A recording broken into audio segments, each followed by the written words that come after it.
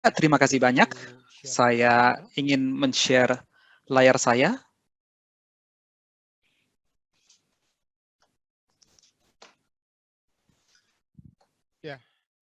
Baiklah.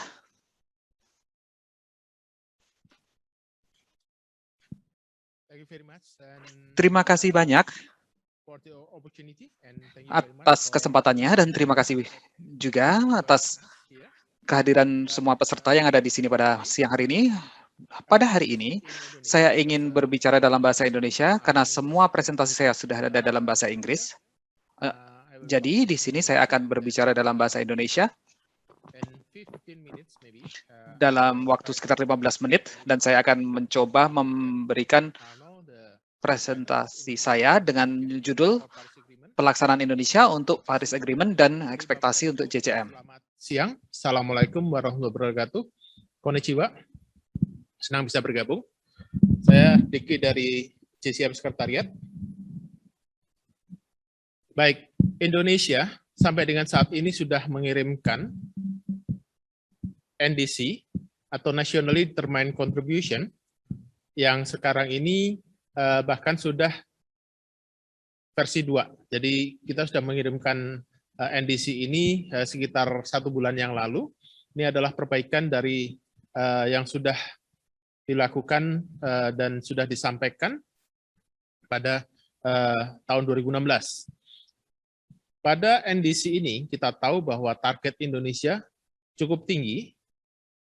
Ini masih tetap sama targetnya, tapi kemudian ada beberapa hal yang kemudian diperbaiki, terutama masalah detail dari target tersebut. Jadi target kita pada tahun 2030, kita harus menurunkan emisi sampai dengan 29% dengan upaya sendiri, dan 41% apabila kemudian menggunakan bantuan dari dunia internasional. Jadi CM1 di sini adalah Unconditional Mitigation Scenario, dan yang CM2 di sini 41% itu adalah conditional mitigation scenario, di mana target kita cukup besar. Total target penurunan emisi kita itu adalah dalam skala miliar ton ya. Jadi kita lihat di sini. Baik, Bapak dan Ibu, kalau kita bicara masalah struktur dari NDC Indonesia, pada saat ini sudah disampaikan pada NDC terakhir, NDC versi 2 yang sudah disampaikan, maka ada 7 komponen utama yang kemudian ada di dalam NDC kita, komponen 1, 2, sampai dengan 7 di sini, yang meliputi means of implementation, kemudian bagaimana kemudian itu catat dalam registry nasional atau dalam catatan nasional, kemudian ada informasi untuk melakukan fasilitasi, kemudian nasional mitigation-nya seperti apa, dalam national konteks, itu seperti apa kebijakannya, dan kemudian mitigasinya yang akan dilakukan seperti apa, dan kemudian adaptasi. Jadi dokumen ini secara lengkap bisa Bapak dan Ibu download dari websitenya UNFCCC. Ini semua adalah data yang sudah disampaikan oleh Indonesia, dan ini terbuka untuk umum.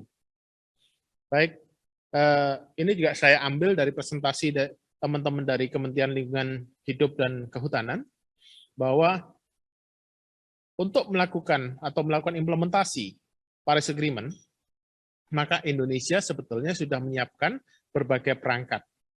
Jadi ini adalah instrumen-instrumen untuk melakukan implementasi dari Paris Agreement. Mulai dari NDC-nya sendiri itu sudah ada roadmap dan strategi untuk mitigasinya seperti apa. Kemudian juga ada roadmap dan strategi untuk adaptasinya. Kemudian sudah dibangun juga Sense Smart, yaitu inventory dari emisi di Indonesia. Jadi jumlah emisi dan segala macam sudah dibangun di Sense Smart ini. Kemudian kita juga punya National Registry System, yang dalam hal ini semuanya dikelola oleh KLHK di sini.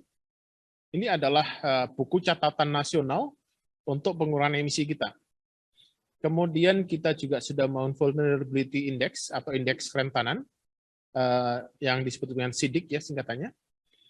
ada berbagai juga inisiatif untuk kampung iklim yang sudah dilakukan oleh teman-teman kementerian, beberapa kementerian. Kemudian ada safeguard untuk RED Plus Information System. Dan ada berbagai hal yang lain.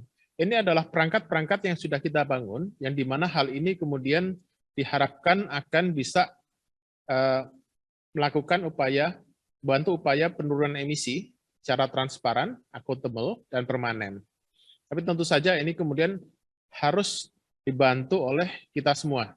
Jadi ini adalah perangkatnya, udah ada alatnya, tinggal kemudian bagaimana melakukan dan kemudian bagaimana kita melakukan upaya-upayanya secara berkelanjutan. Baik, sekarang bagaimana sih kita membiayai pengurangan emisi di Indonesia? Sampai dengan saat ini, cara membiayai mitigasi penurunan emisi di Indonesia sebetulnya ada beberapa yang pokok ya. Yang pertama kali itu adalah carbon pricing atau kita menyebutnya sekarang adalah nilai ekonomi karbon. Kemudian ada pembiayaan dari pemerintah, kemudian pembiayaan dari swasta, dan pembiayaan dari asing.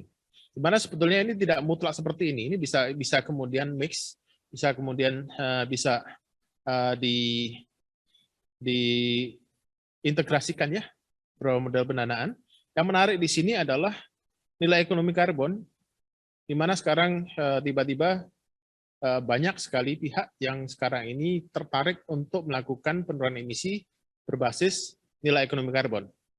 Dan salah satunya memang kegiatan-kegiatan di bawah GCM, itu adalah kegiatan yang bisa digolongkan dalam ranah carbon pricing ini. Karena kalau kita bicara carbon pricing, maka selalu kita bicara carbon market dan non-market. Jadi ada kemudian yang berbasis pasar, ada yang non-pasar, di mana yang berbasis pasar, ini contohnya adalah seperti CDM, VCS, dan yang lain, termasuk GCM. Sementara yang non-market di sini seperti pajak karbon dan yang lain-lain. Baik, Bapak dan Ibu, seperti apa sekarang perkembangan dari nilai ekonomi karbon di Indonesia?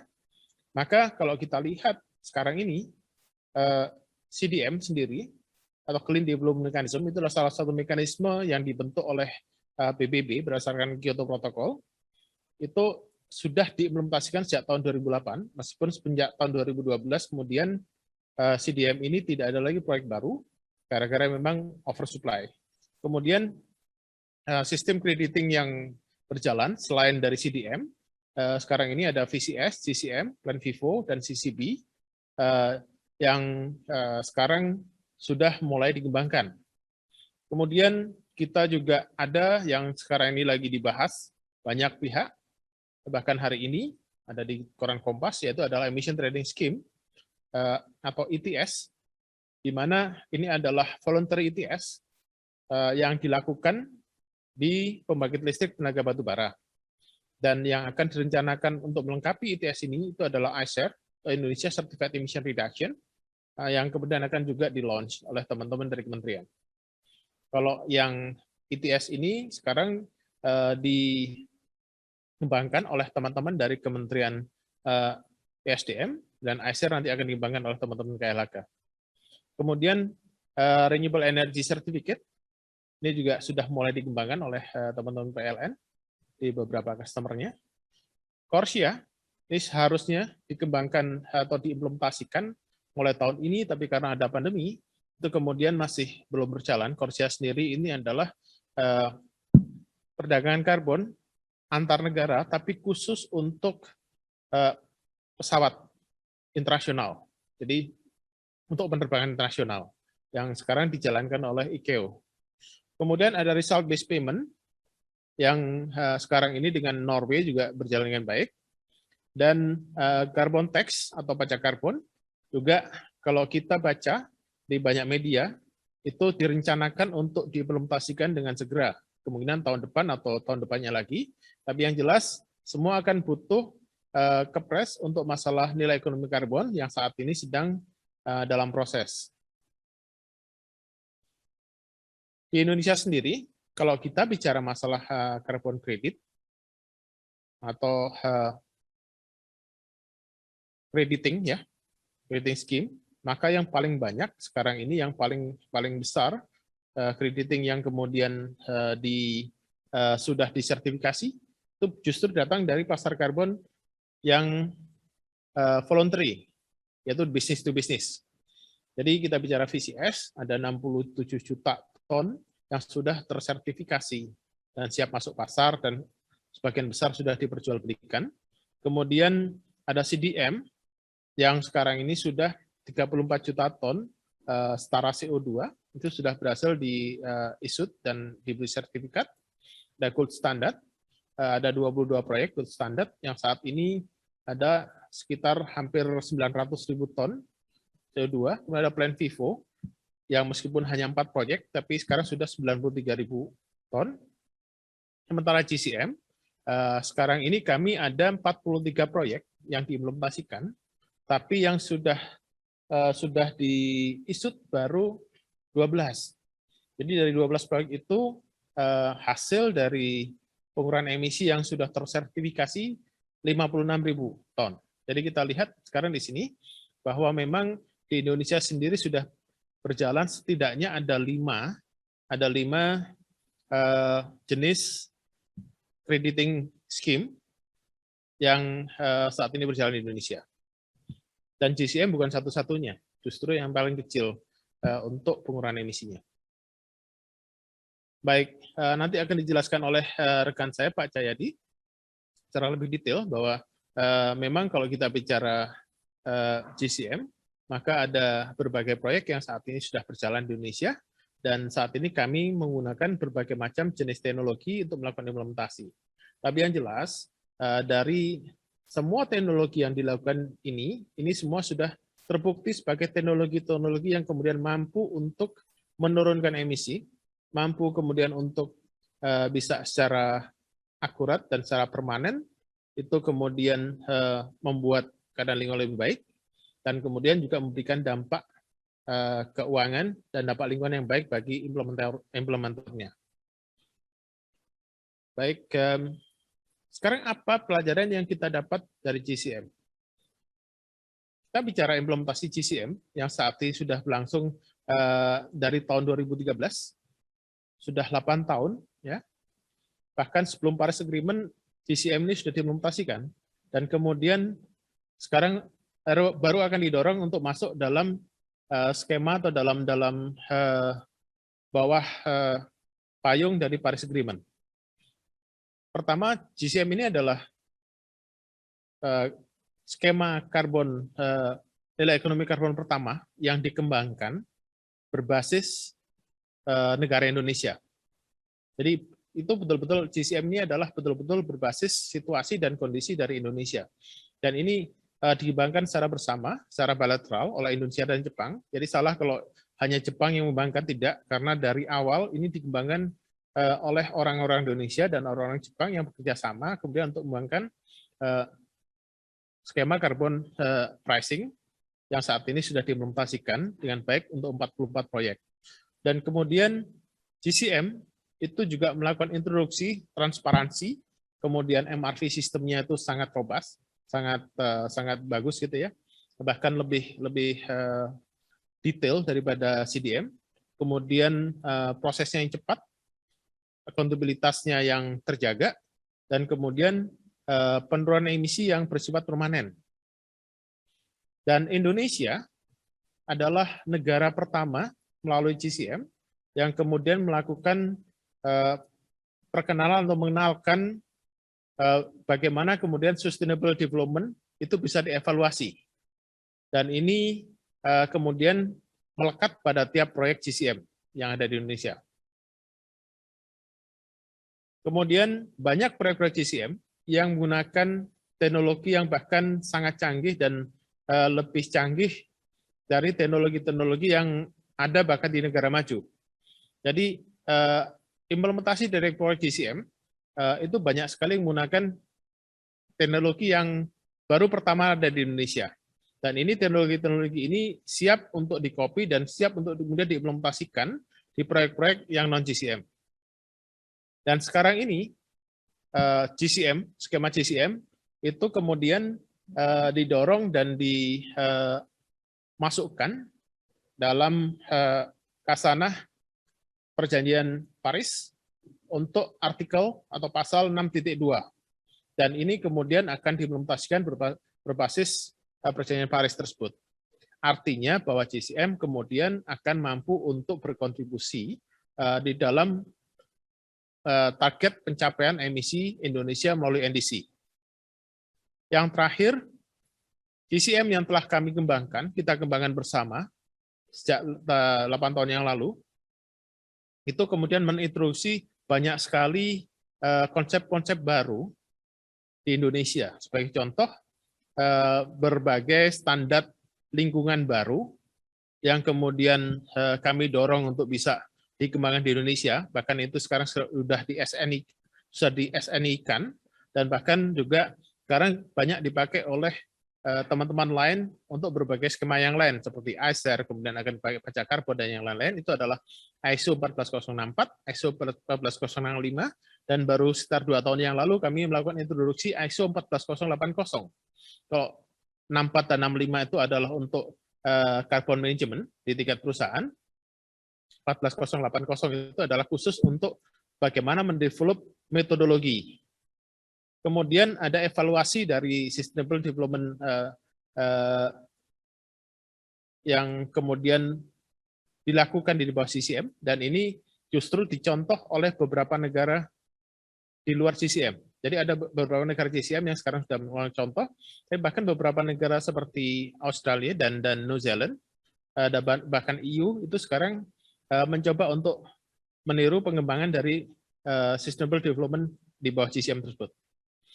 Kemudian juga metodologi-metodologi yang kemudian diimplementasikan di bawah GCM itu kemudian juga banyak dipakai oleh teman-teman yang lain di luar skema GCM, dan ini kami sangat berbangga dengan itu, karena artinya bahwa yang dilakukan di bawah GCM itu kemudian membawa arti bukan hanya untuk GCM, tapi juga untuk kalangan yang lebih luas. Dan yang terakhir, model pendanaan melakukan konsep GCM ini alhamdulillah juga berhasil dikembangkan oleh teman-teman di luar GCM bahkan. Baik, bagaimana kemudian ke depan?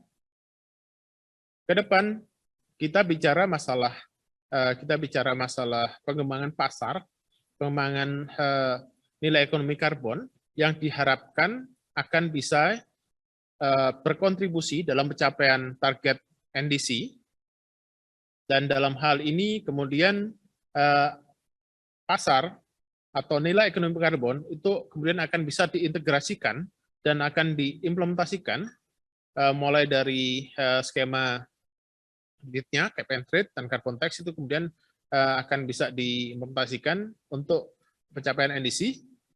Kemudian juga ke depan juga GCM dan berbagai skema yang lain itu harus kemudian diarus utamakan di dalam pembangunan Indonesia, dalam rencana pembangunan Indonesia. Jadi jelas nanti posisinya di mana. Dan juga ini akan difungsikan untuk mensupport atau mendukung net zero emission. Jadi target dari net zero emission Indonesia yang rencananya akan dicapai tahun 2060. Dan kesemuanya ini diharapkan GCM akan bisa memberikan peran yang lebih penting di bawah Paris Regime. Jadi Bapak dan Ibu, teman-teman sekalian, sekali lagi terima kasih sudah bergabung dengan kami, dan kita akan berdiskusi nanti melalui chat ataupun melalui pertemuan yang akan diselenggarakan setelah ini tentang apa-apa yang akan kami sampaikan hari ini. Jadi setelah ini ada rekan saya Pak Cahyadi, dan ada beberapa juga teman-teman sebagai project developer yang kemudian akan melakukan presentasi, dan kami harapkan Bapak dan Ibu kemudian juga akan mendapat banyak hal yang kemudian bisa memberikan manfaat bagi pekerjaan masing-masing. Terima kasih. Wassalamualaikum warahmatullahi wabarakatuh. Selamat siang. Konnichiwa.